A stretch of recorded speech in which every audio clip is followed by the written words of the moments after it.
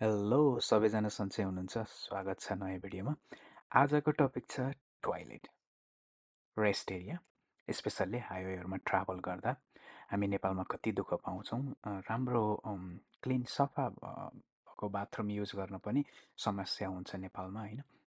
यसमा समस्या देखाउने भन्दा पनि यसरी सोलुसन छ है भनेर देखाउन खोजिरहेको छु।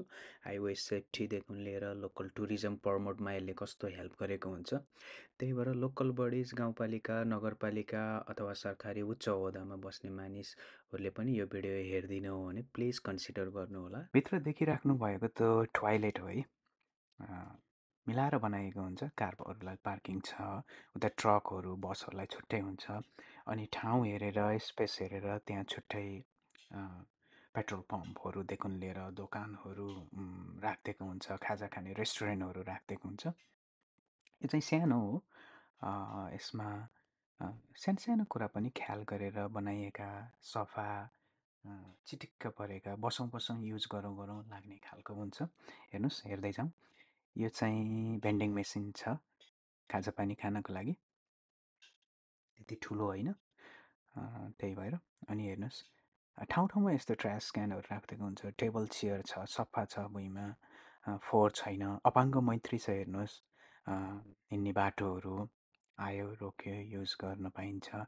यस्तो हाम्रो नेपालमा कहीँ पनि छैन क्या। स्पेसल्ली टुरिस्ट हिँड्ने प्लेसहरूदेखि लिएर हाइवे सेफ्टीमा मानौँ न, काठमाडौँ आउने ट्राफिकलाई धादिङतिर एक ठाउँमा यस्तो भइदियो भने कस्तो आराम हुन्थ्यो होला होइन। हेर्नुहोस्, यो ब्रोसरहरू राखेको छ लोकल टुरिज्म प्रमोट गर्नको लागि। भित्र हेर्नुहोस्, इन्सुलेट हुन्छ तातोको लागि। हेर्नुहोस्, फायर प्लेसै छ। यहाँ त दाउरै बाल्दो रहेछ। धेरै ठाउँमा इलेक्ट्रिक हुन्छ। अझै हेर्नुहोस्, ब्रसरहरू छ।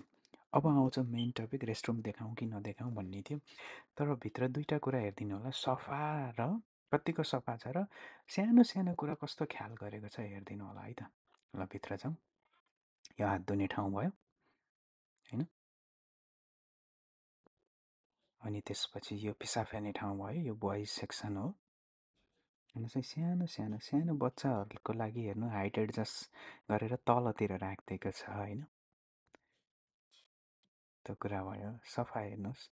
अब हेर्नुहोस्, यो लङ टोइलेटको लागि बसौँ बसौँ लाग्ने छ नि। यो सरकारी हो। म बिन्ती गर्छु फेरि पनि, यो सरकारी हो।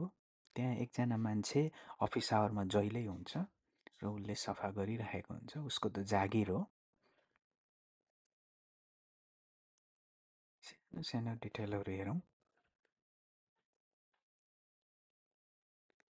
यति सफा छ कि हाम्रो नेपालको त प्राइभेट मा मात्रै यस्तो सफा हुन्छ भन्छु म। किनभने पब्लिकमा त मैले यस्तो भेटेको छैन। अब हाकिम साहबहरू, भिआइपीहरूले युज गर्ने बाथरुम हामीले देख्नै पाइन्न कस्तो हुन्छ।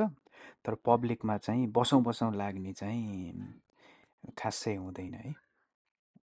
ल हेर्नुहोस्, यो सिरिन्जहरूको लागि पनि यस्तो पनि राखिदिएको छ। अर्को सानो डिटेल यो हेर्नुहोस् है, यो बेबीहरू, बच्चा हुनेलाई यस्तो हुँदो रहेछ कि मैले त नेपाल भइन्जेल यस्तो टुल पनि हुन्छ है भनेर देखेको थिइनँ है। आरामले बच्चाको डाइपर, लुगाहरू चेन्ज गर्न मिल्ने के। अब यता बाहिर हेर्नुहोस्, भित्र बन्द हुँदाखेरि पोर्टेबल टोयलेट धरि राखेको छ क्या। हस् त, हेरिदिनु भयो सबैलाई धन्यवाद। राम्रो लागेछ भने सेयर पनि गरिदिनु होला, लाइक कमेन्ट पनि गरिदिनु होला। यस्तै यस्तै हामी के कुरामा राम्रो गर्न सक्छौँ इस्यु देखाउने भन्दा नि सोल्युसन टाइपको भिडियो ल्याउने प्रयास गर्नेछु। Thank you for watching.